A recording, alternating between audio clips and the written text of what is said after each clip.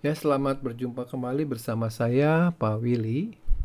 Kali ini kita akan membahas mengenai 5 soal difraksi celah tunggal. Namun sebelum itu, bagi yang belum melihat teori difraksi singkat, silahkan lihat videonya terlebih dahulu sehingga bisa memahami apa yang saya gunakan di sini persamaannya ya. Dan bagi yang belum subscribe, silahkan Anda subscribe. Itu akan membuat saya lebih bersemangat lagi dalam membuat video mengenai materi maupun pembahasan. Baik, mari kita mulai dengan soal yang pertama ya.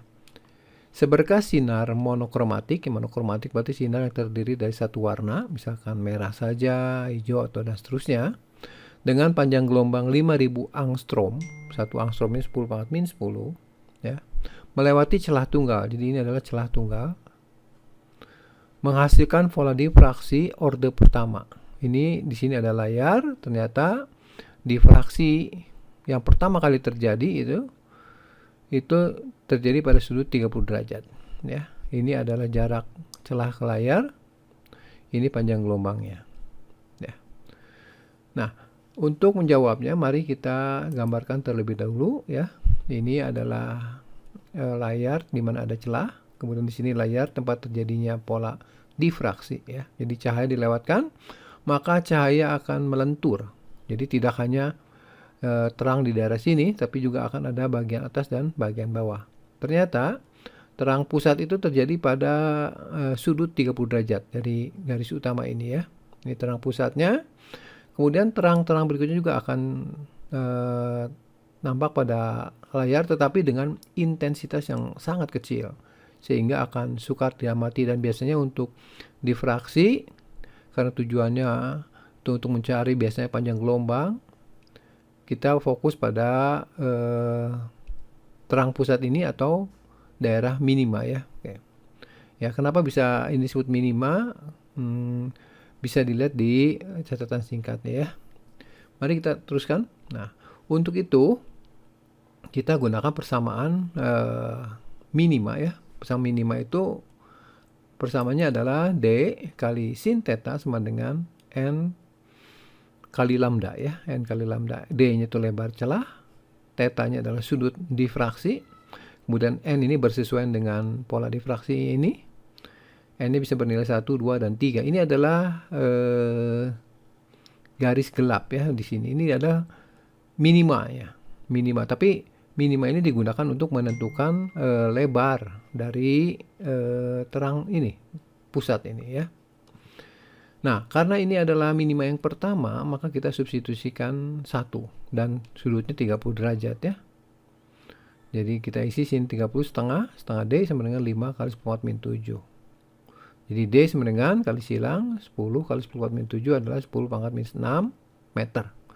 Nah, karena jawabannya dalam milimeter, tentunya kita kalikan dengan 1000 ya, sehingga didapatkan D-nya 10 pangkat minus 3 milimeter. Oke. Sekarang kita akan mulai dengan soal yang kedua dari 5 soal difraksi mengenai celah tunggal. Soal nomor 2 sebagai berikut ya. Celah tunggal yang lebarnya 0,1 mm disinari berkas cahaya dengan panjang gelombang 4000 angstrom.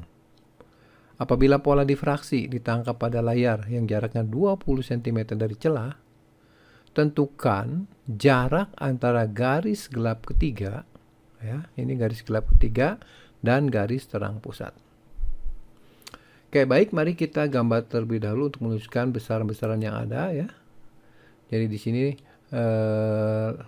lebar celah 10 pangkat min 4, kemudian panjang gelombang dijadikan meter, ini celahnya, di sini layar terjadi tempat difraksi, di tengah-tengah ini adalah terang pusat, kemudian ada terang pertama, terang kedua, dan seterusnya.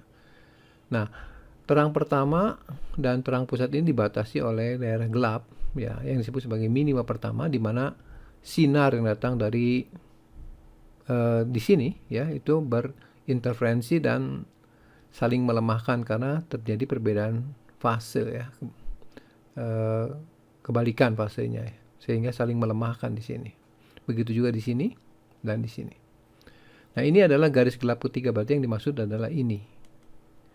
Jadi yang ditanya adalah jarak, ya saya misalkan adalah ini, Y3. Ya, ini jarak celah ke layarnya 20 cm.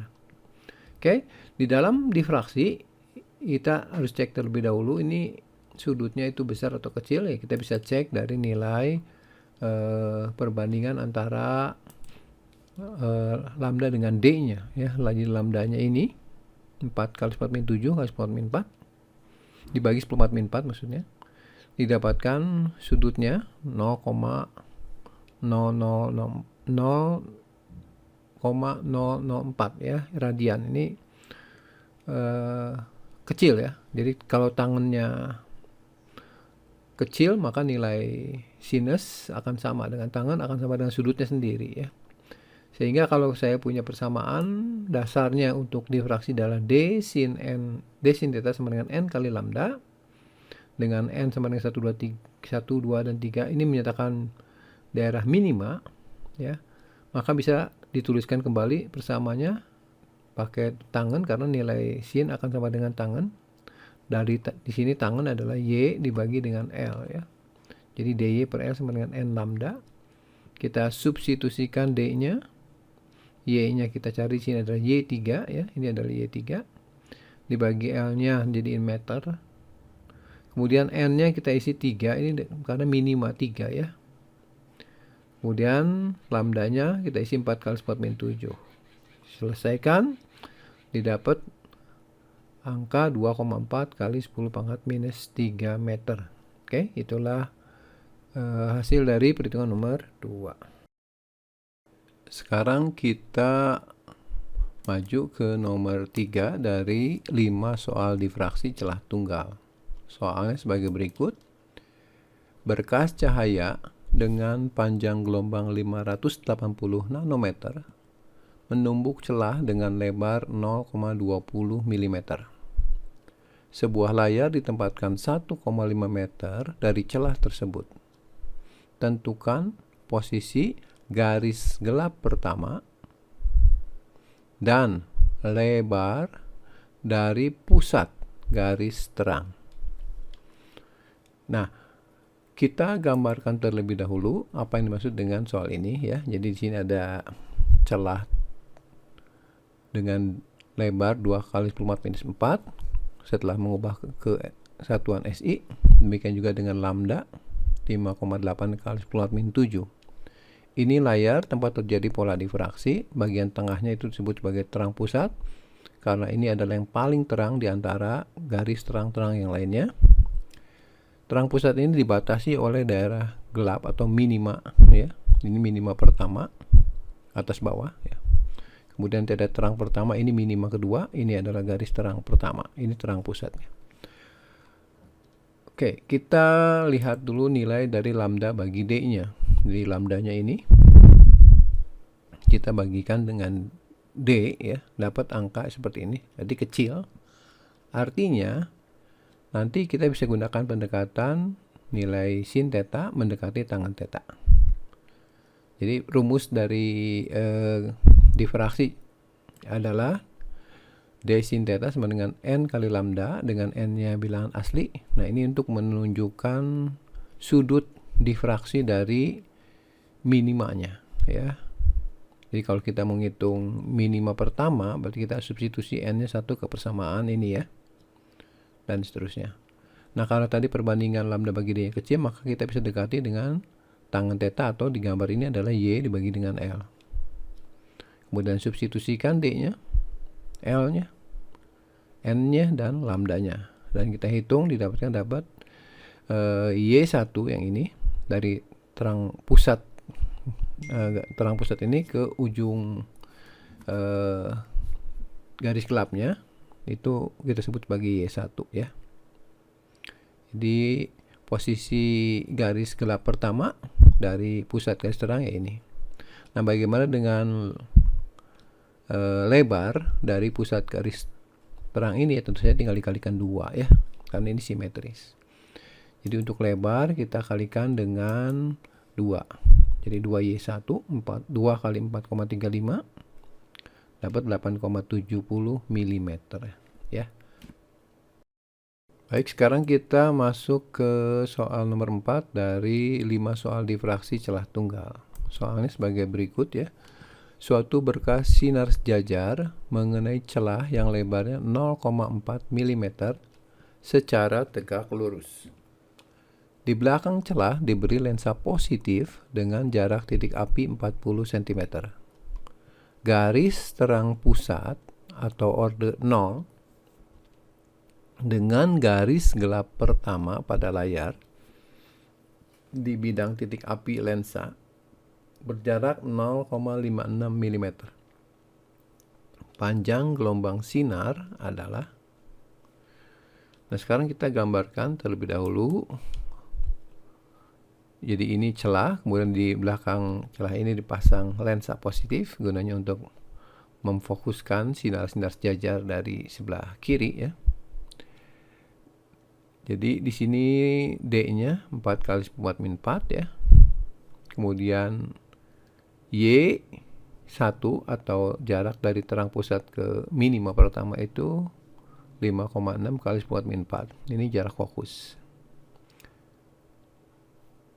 Nah, persamaannya untuk difraksi ya D sin theta sama dengan M lambda ya. Tapi kalau kita lihat ternyata di sini nilai tangennya kalau kita hitung Y dibagi dengan L ya. Jadi ini 5,6 kali 10⁴ dibagi 0,4 itu akan kecil sekitar 0,01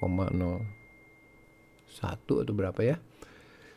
Jadi kita bisa gunakan pendekatan D sin theta-nya kita ganti menjadi DY per L ya. Ini berlaku untuk minima ya.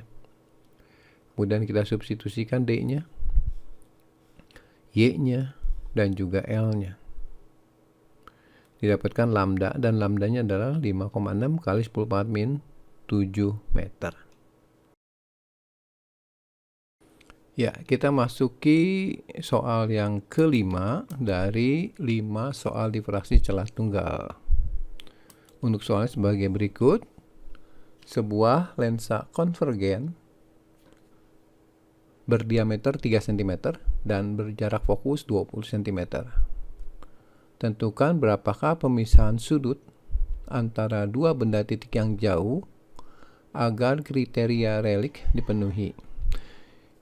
Kemudian yang B-nya berapakah jarak kedua pusat difraksi pada bidang fokus lensa. Anggap panjang gelombang cahaya adalah 550 nanometer ya. Jadi ini adalah difraksi celah tunggal pada celah berupa lingkaran ya. Nah, kalau kita lihat difraksi pada celah lingkaran itu nanti akan terbentuk lingkaran-lingkaran ya. Ini adalah lingkaran pusatnya.